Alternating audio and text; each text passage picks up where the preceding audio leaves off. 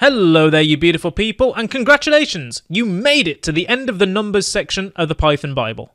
We've covered so much in this section, so let's just take a step back to see just how far we've come.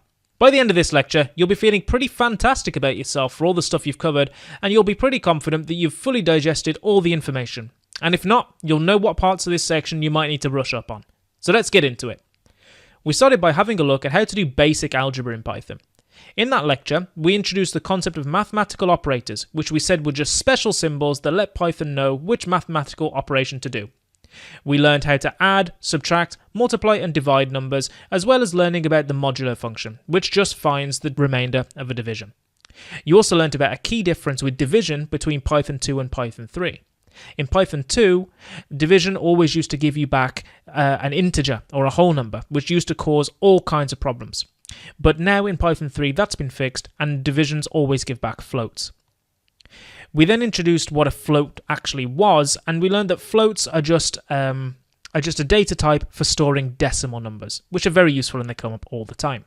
You also learned how to control the order of the computations and how Python works out an answer using the BODMAS system, which is how mathematical operations work. And it's going to stop you getting loads of errors. And after that, we jump right into our first project.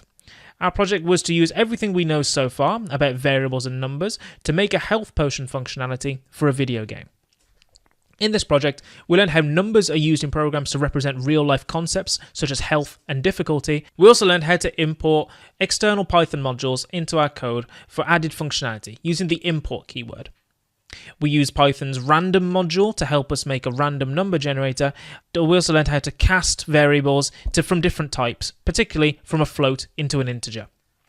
Then, for those of you who are interested, we had an optional lecture which did a deep dive into the Python math module, showing you things from how to round numbers all the way to doing trigonometry and logarithms.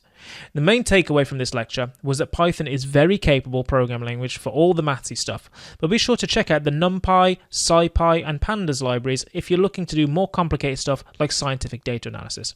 Also, don't worry if you didn't grasp everything in that lecture, it's there for reference for life, you've got it forever, so just come back to it when you need it.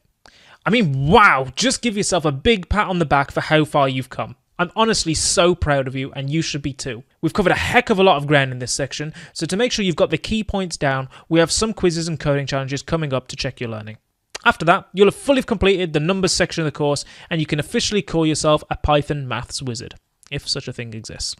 But numbers aren't everything. The next section of the course will cover how to deal with text in Python, and for one of our projects we'll create a program that can take any user input and use that to write sentences about anyone in the world, or anyone imaginary.